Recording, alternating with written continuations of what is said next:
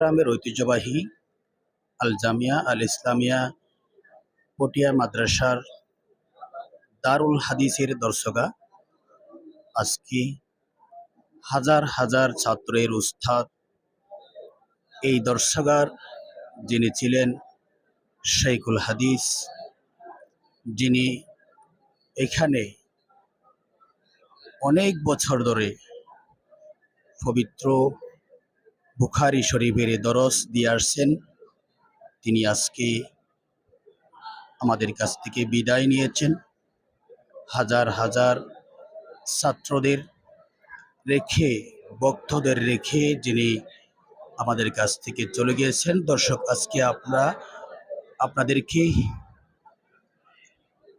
দেখাবো, শোনাবো প্রিয় ছাত্রদের মুখের কথা, যারা প্রিয় ওস্তাদকে কীভাবে ভালোবাসতেন এবং এই দর্শগাতে তাদের প্রিয় ওস্তাদ কত চমৎকার, সুন্দর এবং সাবলীল ভাষায় দরস দিতেন। আজকে আপনাদেরকে এই দর্শগার ছাত্রদের শেখ মুফতি আহমদুল্লাহ রহমতুল্লাহি আলাইহি এর প্রিয় ছাত্রদের কিছু কথা আপনাদেরকে শোনাবো। চলুন তাহলে আমরা